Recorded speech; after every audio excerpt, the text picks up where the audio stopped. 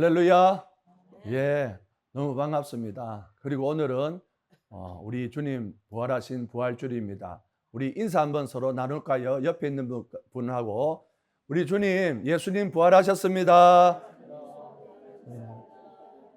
한 번 더 잘 오셨습니다. 한번 인사하겠습니다. 예, 오늘 정말 기쁘고 즐거운 예수님의 부활주일입니다. 전 세계에 아마 이 시간에 예배드리는 모든 교회들은 이 부활주의를 지키고 그렇게 축하하고 있을 거라고 생각합니다. 이 부활주일은 또 이 부활절은 우리 기독교에서 빼놓고는 설명할 수 없는 너무나도 귀중한 절기입니다. 그래서 예수님의 부활을 믿는 우리들은 부활신앙 공동체라고 말할 수가 있습니다. 그만큼 부활은 우리에게 중요한데 우리가 이렇게 부활을 얘기할 때마다 세상 사람들은 우리에게 이렇게 말합니다. 이보시오, 세상에 죽다가 살아난 사람이 얼마나 많은데 왜 당신들은 꼭 예수만 죽다가 살아난 얘기만 하느냐. 그런 얘기를 우리 믿는 사람들한테 얘기를 한단 말이에요. 특별히 부활절 되면 더 그런 얘기를 자주 합니다. 실제로 해외 탑픽 뉴스 들으면 죽다가 살아난 사람들 얘기가 종종 나오는 것을 제가 봅니다. 제가 어떤 분은 얘기를 들으니까 죽은 지 15일 만에도 관에서 똑똑 문 열고 나오시는 분도 있다고 얘기를 들었어요. 깜짝 놀랐습니다. 전 세계적으로 죽다가 살아난 사람들 많이 있습니다. 근데 성경에도 있습니다. 성경에도 죽다가 4일이 지나서 다시 살아난 사람도 있죠. 우리가 알고 있는 죽은 나사로가 다시 살아났지 않습니까? 그러니까 이 세상 사람들이 아니 죽다가 살아난 사람이 이렇게 많은데 왜 굳이 예수님의 부활을 당신들은 기념하고 이렇게 축하하느냐?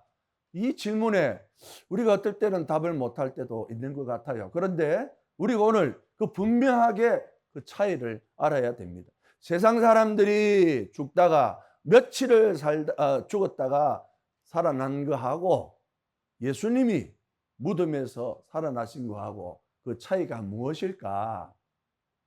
세상 사람들이 죽다가 살아나는 것은 우리는 그것을 부활이라 안 그러고 소생이라고 그럽니다.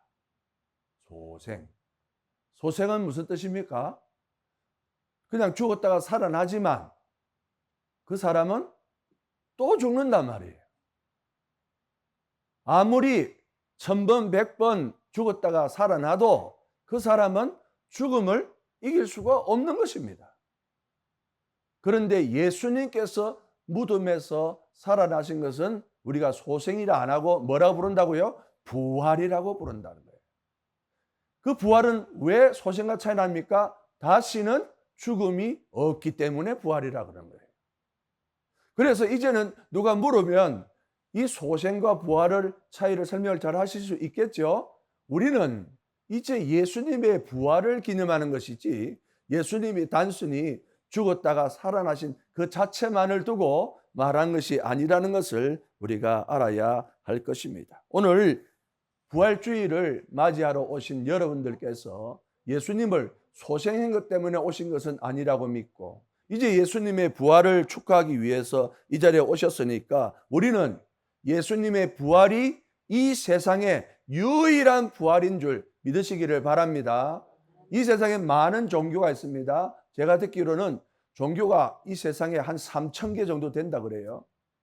근데 그 중에 자기들이 믿는 신들이 빈 무덤인 종교는 우리 기독교밖에 없습니다. 예수님의 부활은 부인할 수 없는 사실이에요. 그렇기 때문에 우리가 오늘 부활주의를 지키는 이유가 유일한 부활이기 때문에 그 부활절을 지킨다는 것을 꼭 기억하시고 또한 마음에 믿을 수 있기를 간절히 축원합니다. 그런데 제가 이 말을 이렇게 드리고 힘을 주어 말하지만 어떤 분들은 이 엄청난 부활 사건을 듣고도 저에게 질문을 합니다. 목사님, 설령 목사님 말씀이 맞다고 하더라도 2000년 전에 저 예루살렘에서 죽었던 그 예수님하고 2000년 전 죽었던 예수님이 다시 살아난 그 부활의 사건하고 나하고는 무슨 관련이 있습니까? 그럼 과거 얘기잖아요. 우리 얘기가 아니잖아요. 그것도 우리 주변에서 일어난 얘기도 아니에요.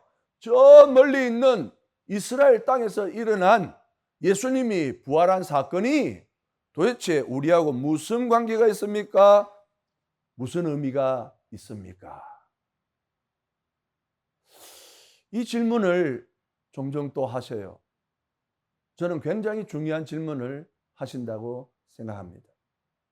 여러분은 부활주일하면 제일 먼저 뭐가 생각나시나요? 솔직히 말해서 계란만 생각납니다. 그렇죠? 아마 오늘도 저희가 계란을 준비해서 나눠 드릴 것 같아요. 저도 어릴 때 계란 무지개 먹었습니다. 그런데 먹기는 먹었는데 뭣도 모르고 먹었습니다. 왜 먹는지 잘 모르겠어요. 그래서 계란 받을 때마다 상대방 머리에다가 계란을 팍. 그런데 부활절을 맞이하면서도 우리가 이렇게 부활주일이 무슨 날인지를 잘 몰라요. 예수님 부활했다는 말은 들었는데 그게 나하고 무슨 상관이 있느냐. 그게 내 마음에 와닿지 않는다는 겁니다. 그렇다면 이 부활주일이 무슨 의미가 있을까 하는 생각을 가지게 된다는 것이죠. 우리 이 부분을 오늘 부활주일을 맞이하는 우리들이 생각해 봐야 되고 그 이유를 분명히 알아야 되는 그런 이유가 있기 때문에 오늘 이 말씀의 시간이 필요하다고 생각합니다. 두 가지의 이유가 있습니다. 왜 예수님이 2000년 전에 죽었다 살아난 그 부활이 나와 무슨 관계가 있고 무슨 이유가 있기 때문에 우리가 믿어야 되느냐? 첫 번째, 예수님의 부활이 우리에게 의미 있는 이유는 예수님의 부활에는 하나님 차원의 생명이 있기 때문입니다. 하나님 차원의 생명이 있기 때문이라는 것. 여러분은 예수님이 죽음을 이기고 부활하셨다는 사실을 알지만 여러분은 예수님이 어떻게 부활하셨는지 알고 계십니까? 예수님 부활하셨다. 와, 너무 좋아요. 어떻게 부활하셨나요? 그냥이 아니죠. 여러분, 우리가 이 부분 잘 생각해야 돼요. 이 세상에 수없이 많은 사람이 이 세상을 떠나갑니다. 죽음을 보는 거죠. 그런데 죽고 난 다음에 어떻게 되는지 혹시 아십니까? 우리는 잘 몰라요. 예수님께서 십자가에 달려 돌아가시고 죽으신 다음에 부활하셨다고 하는데 어떻게 부활하셨는지 우리는 그걸 잘 모른다는 겁니다. 교회를 다녀도 몰라요. 예수님이 부활하셨는데 영혼이 부활하셨을까요? 아니면 예수님 십자가에 못 박히신 그 몸 그대로 예수님께서 세상의 몸 그대로 예수님이 부활하셨을까요? 그것도 아니면 흔히 세상 사람들이 말한 것처럼 예수 귀신이 구천을 떠도는 걸까요? 그것도 아니잖아요. 오늘 성경에서 우리에게 예수님이 어떻게 부활하셨는가를 말씀해 주고 있는데 그게 뭐냐? 그것은 인간적 차원에서 알 수 있는 그런 부활이 아니라는 거예요. 인간은 알 수도 없고 인간은 알지도 못하는 그 예수님의 부활은 세상의 관점을 넘어서 하나님 차원에서만 존재하는 완전히 새로운 부활의 몸이 죽음 너머에 존재한다는 것을 예수님 부활을 통해서 우리 인간들에게 알려주신다는 거예요. 다시요. 예수님의 부활을 통해서 죽은 다음에 어떤 몸이 있는지를 우리가 모르는데 예수님이 부활하심으로 우리가 죽고 난 다음에 어떻게 되는지를 하나님께서 하나님 차원에서 우리에게 보여주고 있다고 하는 사실입니다. 이것은 세상에서 볼 수 있는 차원이 아니고 하나님의 세상에서, 이 세상의 차원이 아니라고 했죠. 하나님 차원에서 하나님의 세상의 비밀과 지식을 우리 인간들에게 알려주려고 한다는 것입니다. 그러면 목사님, 하나님 차원의 그 새 생명이 무엇입니까? 인간 차원으로 도저히 알 수 없는 그 하나님 차원에서의 그 생명이 뭡니까? 그것은 고린도전서 15장에 정확하게 설명을 해놓고 있습니다. 썩을 것을 심고 썩지 아니할 것으로 다시 나고, 욕을 심고 영광으로 다시 나고, 육신의 몸을 싣고 신령한 몸으로 다시 살아나니라 분명하게 말씀하셨습니다.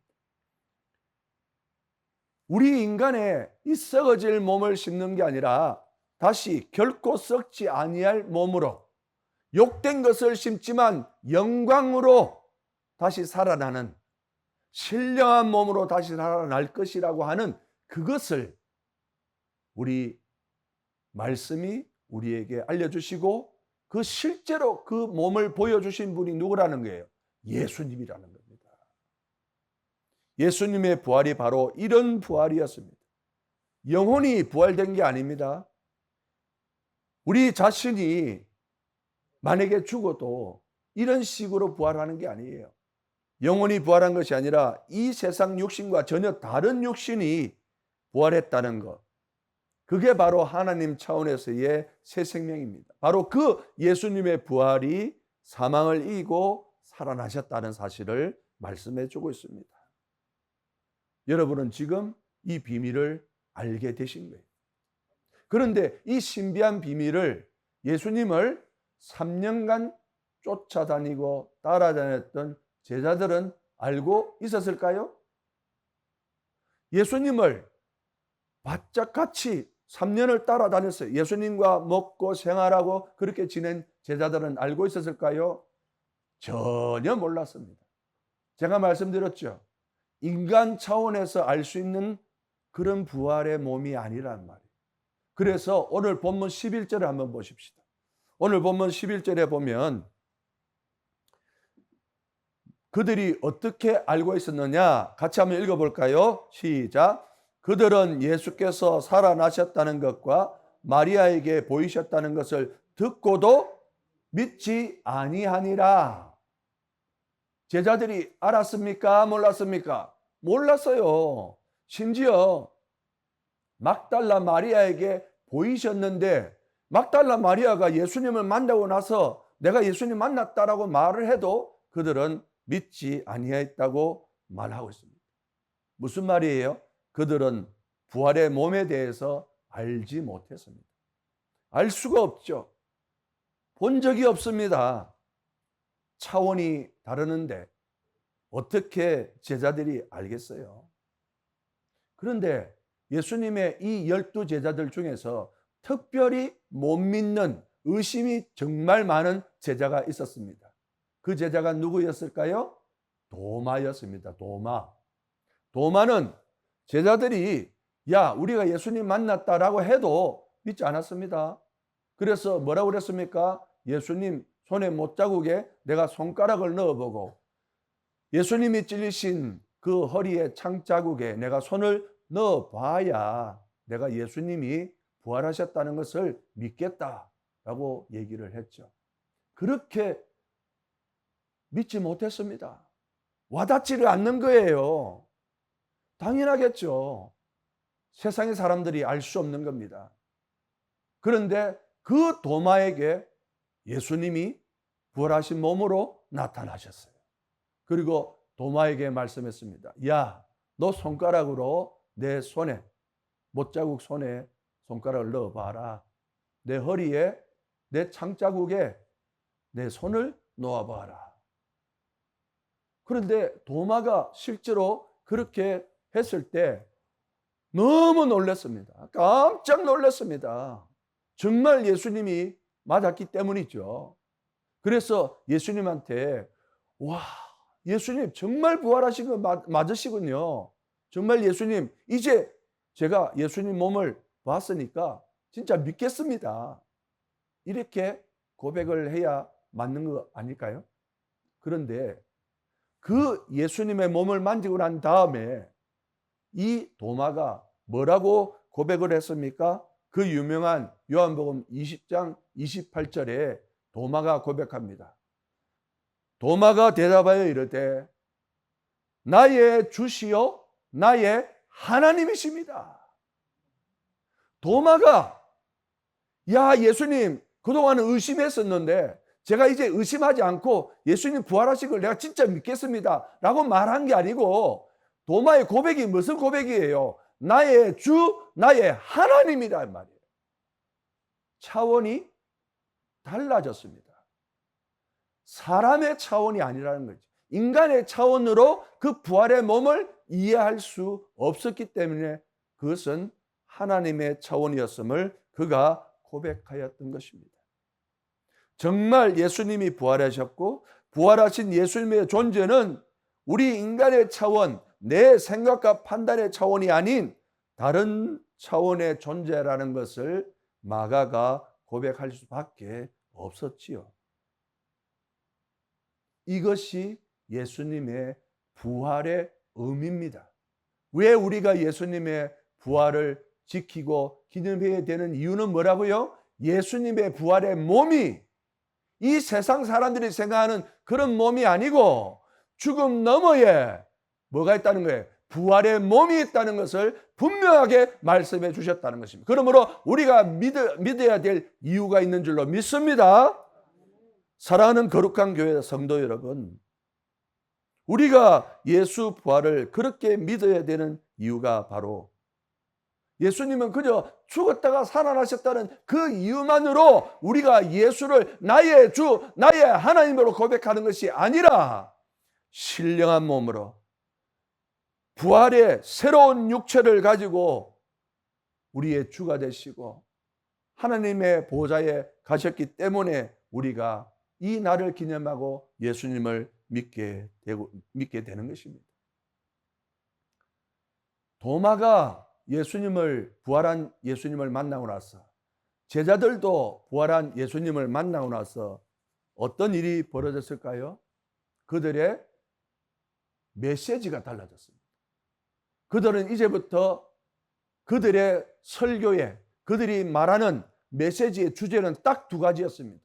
십자가의 예수와 그 예수께서 부활하셨다 하는 이 얘기를 온 사방에다가 전가하기 시작했습니다. 예수님께서는 나의 죄 때문에 돌아가셨고 예수님께서 돌아가신 지 3일 만에 부활하셨다는 그 얘기를 모든 사람들에게 전가하기 시작했습니다. 여기저기서 들려오는 소식이 누가 예수님의 시체를 훔쳐갔다, 아니다, 안 훔쳐갔다, 그런 차원이 아니라는 거예요. 아주 수준 낮은 차원이 아닙니다. 예수님은 부활하셨다. 그 부활한 예수님을 우리가 만났다. 이제 우리가 얘기할 것은 예수 그리스도께서 우리를 위하여 부활의 몸이 되셨다. 그것을 외칠 수 있었던 것입니다. 최근에 제가 어느 교회, 어느 목사님들, 어느 교단에 이런 목사님들 설교를 들어보면 예수님의 부활 정신을 얘기하는 사람이 있어요. 부활 정신이 뭡니까? 어떤 일을 했는데 그 운동이나 어떤 그 주장이 조금 사그라들어갈 때 그것이 끊어지지 아니하고 다시 이어지는 것. 그래서 그게 부활된 것처럼, 그런 게 마치 부활의 정신인 것처럼 얘기합니다. 그게 부활이 아니에요. 희망이 없다가 희망이 생겼으니까 그게 부활이다. 누가 그래요? 예수 그리스도의 부활은 완전한 역사적 사건입니다. 우리는 진짜 있었던 그 얘기를 하고 부활의 육체를 증가하기 위해서 죽음도 불사하고 그 얘기를 하고 있는 것이에요. 이것은 철학적인 얘기가 아닙니다. 관념적인 얘기가 아니에요. 윤리 도덕적으로 그렇게 얘기하는 것이 아니라 그들은 죽음을 불사하고 이 예수님의 부활의 메시지를 전할 수밖에 없었습니다. 왜 그렇습니까? 죽음도 두려워하지 않는. 왜? 죽음 이후에 부활의 몸이 있다는 것을 그들이 알았기에 외칠 수가 있었습니다. 사랑하는 성도 여러분, 우리도 이제 오늘 확실히 배우고 알았고 믿었다면 이 부활의 예수님의 놀라운 신령한 몸의 이 귀한 소식과 진리를 모르는 자들에게 증가할 수 있는 우리들이 될 수 있기를 간절히 축원합니다. 두 번째로 예수님의 부활이 우리에게 어떤 의미를 가져다 줍니까? 그것은 예수님의 부활이 나의 부활이 되기 때문에 그렇습니다. 예수님만 부활하신 것이 아니라 예수님의 부활이 나의 부활이 되기 때문에 그렇다는 것입니다. 예수님은요, 그냥 부활하신 것이 아니라 새로운 몸을 입고 부활하신 것처럼 이제 그 부활이 누구에게 있다는 것을 말씀하셔야 할까요? 바로 우리에게 그 부활이 있다는 것을 메시지로 알려주시려고 하시는 겁니다. 여러분은 우리가 죽으면 그 다음에 어떻게 된다고 생각하십니까? 세상에 많은 분들은 죽으면 끝이다. 죽으면 끝이다. 흙으로 돌아가는 거지. 뭐 있나? 라고 말씀하시는 분들이 있어요. 그분들은 그래서 자기가 살아있을 때 모든 것을 즐기고 누리며 살려고 합니다. 그렇습니다. 우리의 인생의 연수는 시편 기자가 말한 것처럼 인생이 70이요 장수하면 80이라 그랬습니다. 요즘은 진짜 더 장수하셔서 100세 시대라고 말씀들을 하시죠. 그런데 90이든 100세든 그 다음은 어떻게 되느냐는 거예요. 혹시 여러분들 중에 죽고 난 다음에 어떻게 된다는 것을 아시는 분이 있습니까? 아시는 분이 있으면 한번 알려줘 보세요. 인간은 아무도 몰라요. 왜? 갔다가 오신 분이 없기 때문에 그렇습니다. 우리 인간은 아무도 알 수가 없어요. 그런데 성경은 우리에게 알려주십니다. 히브리서 9장 27절에 한 번 죽는 것은 사람에게 정한이치요 그 다음엔 심판이 있으리라. 한 번 죽는 것은 어느 인간도 피해갈 수 없는 정한 이치라는 거예요. 그런데 죽고 난 다음에는 끝이 아니라 그 다음에는 심판이 있다고 우리에게 알려주고 있습니다. 그러면 그 심판을 우리는 어떻게 받습니까? 심판을 받을 때 지금 여러분이 있는 몸 그대로 심판을 받으러 갈까요? 아니면 어릴 때 모습으로 심판을 받으러 갈까요? 아니면 좀 젊었을 때, 그래서 제일 좀 이쁘고 멋있을 때, 한참 20, 30대, 그때 좀 가면은 좀 그래도 하나님 보시기에 좀 좋아 보이지 않을까? 아니야. 그래도 심판대 앞에니까 법정에서는 말을 잘해야 돼. 좀 나이가 들고 인생을 좀 많이 하는 노년 때의 내 모습으로 가야 심판을 잘 받을까? 도대체 한 번 죽는 것은 정한 이치인데 그 이후에 심판이 있어요. 그 심판대 앞에 내가 어떻게 가느냐? 그런데 그 심판대 앞에 어떻게 가느냐도 오늘 성경이 우리에게 구체적으로 말씀해 줍니다. 부활의 몸으로 심판대 앞에 어떻게 서느냐? 우리 성경 한번 찾아보겠습니다. 사도행전 24장 15절 말씀. 너무 중요한 말씀이기 때문에 찾아보겠습니다. 사도행전 24장 15절 말씀. 다 찾으시고 우리 같이 한번 읽겠습니다. 사도행전 신약 사도행전 24장 마태, 마가, 누가 그다음에 사도행전이죠. 마태, 마가, 누가, 요한 사도행전. 네. 사도행전 24장 15절. 네. 다 찾으셔야 돼요. 아주 중요한 말씀입니다. 같이 한번 읽어보겠습니다. 시작. 그들이 기다리는 바 하나님께 향한 소망을 나도 가졌으니 곧 의인과 악인의 부활이 있으리라. 그게 정확하게 뭐라고 그랬습니까? 심판대 앞에 의인과 악인의 부활로 심판대 앞에 선다는 거예요. 젊었을 때 10대, 20대, 50대, 60대가 아니라 의인과 악인의 부활로 심판대 앞에 서는 거예요. 심판대 앞에 서는 우리의 모습을 정확하게 말씀해 주고 있습니다. 의인과 악인의 부활로 우리가 다시 살아난다는 것을 아셨죠? 부활의 몸을 가졌는데 그 부활에 신령한 몸이 의인의 부활과 악인의 부활로 죽으면 끝이 아니라 그렇게 부활한다는 거예요. 그런데 이 의인의 부활과 악인의 부활이 구체적으로 어떻게 되어 있느냐, 그 결과가 또 어떻게 되느냐, 성경 한 구절만 더 찾아보겠습니다. 요한복음 5장 28절에서 29절. 오늘 이것을 우리가 알고 가야지, 그러지 않으면 오늘 부활주일 잘못 보낸 겁니다. 요한복음 5장 28절에서 29절 신약 요한복음 5장 28절에서 29절 다 찾으셨으면 우리 같이 또 읽겠습니다. 시작. 이를 놀랍게 여기지 말라. 무덤 속에 있는 자가 다 그의 음성을 들을 때가 오나니 선한 일을 행한 자는 생명의 부활로, 악한 일을 행하는 자는 심판의 부활로 나오리라. 여기서 분명히 말씀했습니다. 생명의 부활이 있습니다. 또한 심판의 부활이 있습니다. 생명의 부활은 누구의 부활입니까? 의인의 부활이고, 심판의 부활은 누구의 부활입니까? 악인의 부활입니다. 예수님께서 왜 부활하셨냐고요? 예수님의 부활이 나와 무슨 의미가 있느냐고요?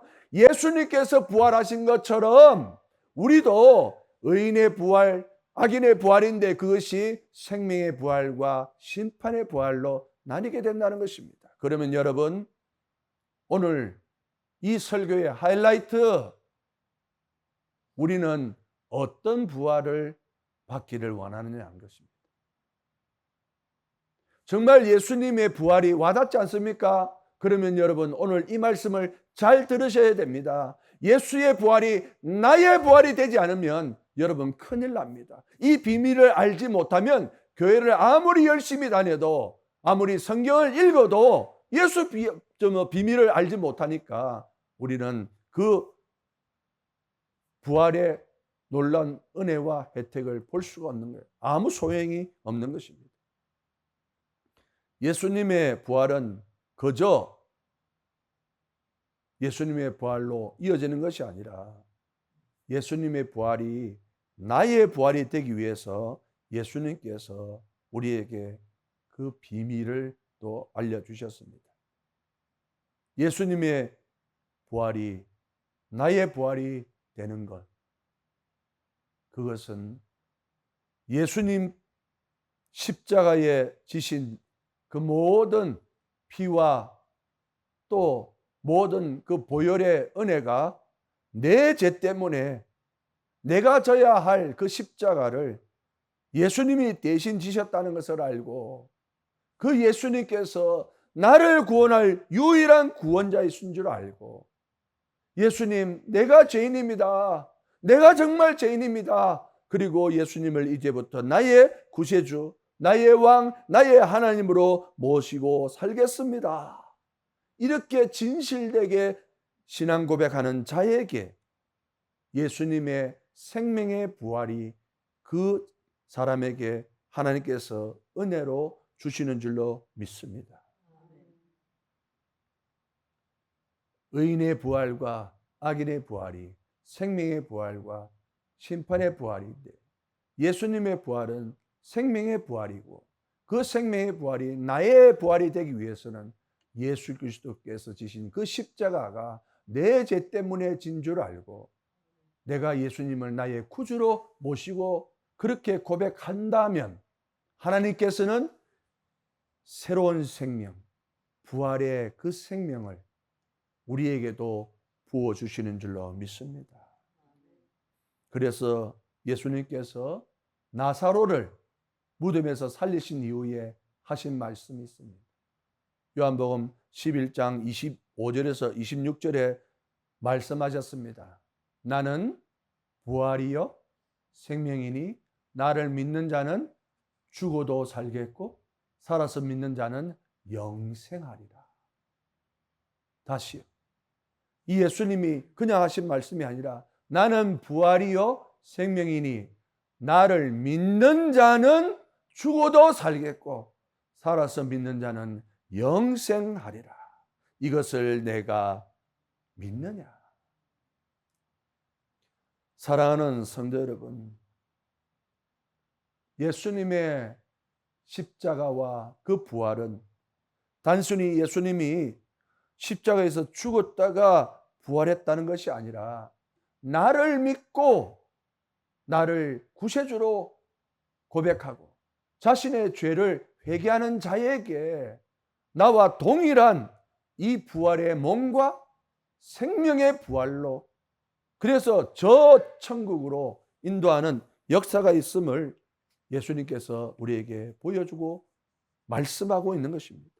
누가 여러분에게 왜 예수 믿느냐고 물어보거든 여러분은 확실하게 대답하십시오. 나는 심판의 부활이 아니라 생명의 부활을 위해서 믿습니다. 나는 욕된 부활이 아니라 영광의 부활을 위해서 나는 예수님 믿습니다. 지옥불이 아니라 저 천국 들어갈 수 있는 은혜의 부활을 위해서 나는 예수님을 나의 주 나의 하나님으로 고백할 수밖에 없습니다. 이런 고백이 우리 가운데 있기를 바랍니다. 사랑하는 거룩한 장로교회 성도 여러분, 오늘 부활주의를 기념하면서 우리에게 주신 말씀을 잘 새겨 들어야 합니다. 부활주일은 매년 돌아오는 연중 행사가 아닙니다. 2000년 전 예루살렘에서 골고다 십자가에서 억울하게 죽은 불쌍한 예수님 기념하는 그런 날도 아닙니다. 만약에 그런 생각으로 여기 앉아 있다면 여러분은 아마 잘못된 장소에 와 있는 것일 겁니다. 부활절에 우리가 기념하는 것은 예수님을 위한 것도 아니고 하나님을 위한 것도 아닙니다.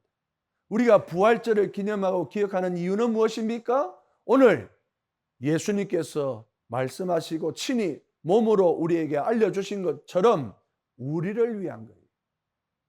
예수님이 부활하신 것처럼 너희도 죄 용서함 받고 우리가 예수님처럼 부활의 몸을 가지고 생명의 부활하여 저 좋은 천국, 다른 차원인 저 낙원, 저 하나님의 나라에 들어갈 수 있게 할 수 있도록 우리에게 이 날을 허락하여 주신 줄로 믿습니다.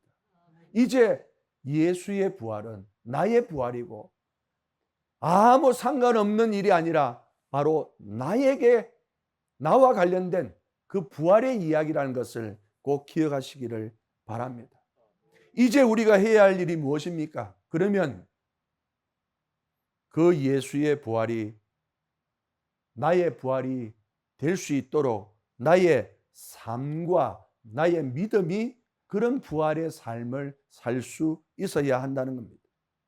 교회만 왔다 갔다 하고 성경을 생각도 없이 읽고 전도도 하지 아니하고 그런 것이 아니라 정말 예수의 말씀을 기억하고 하나님의 말씀에 있는 놀라운 신비한 비밀을 가지고 우리도 예수님의 12 제자들처럼 죽음을 무릅쓰고 이 놀라운 소식을 전하는 부활의 신앙을 가진 자들이 될 수 있어야 될 줄로 믿습니다. 이제 우리는 이 예수님의 부활을 가졌으니 이 부활의 신앙을 가지고 땅을 바라보지 말고 현재만 살지 말고 우리가 가야 할 저 본향을 바라보면서 부활의 신앙을 가진 자로 살아갈 수 있기를 바랍니다. 그러면 이 땅에서의 삶이 두려움이 사라지고 늘 저 하늘 저 땅을 바라보며 마음의 평안을 누리고 살 수 있게 되는 것입니다. 사랑한 거룩한 장로교회 성도 여러분, 우리는 결코 하루살이 인생이 아닙니다. 죽으면 끝이라는 생각도 잘못된 것입니다.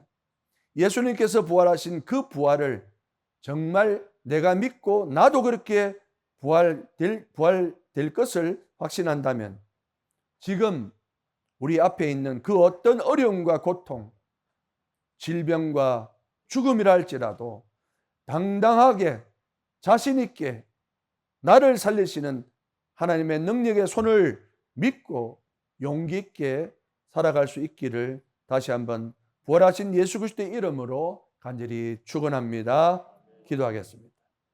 아버지 하나님, 오늘 부활주일을 우리에게 허락하신 주님의 놀라운 은혜에 감사를 드립니다. 그러나 예수님의 부활이 저 멀리 있는 이스라엘에서 일어난 사건, 혹은 나와 아무 관련이 없는 사건이 아니라 실제 예수의 부활이 나의 부활이고 예수님의 생명의 부활이 나를 살리셔서 저 천국으로 인도하는 놀라운 하나님의 새 생명의 작업이라는 것을 오늘 우리가 깨달았사오니 이 세상에서 부활의 신앙으로 새로운 삶을 살아갈 수 있도록 도와주옵소서. 이 땅에 살지만 저 하늘의 백성으로 사모하며 살아갈 수 있는 저희들 되게 하여 주시옵소서. 예수님 이름으로 간절히 기도합나이다. 아멘.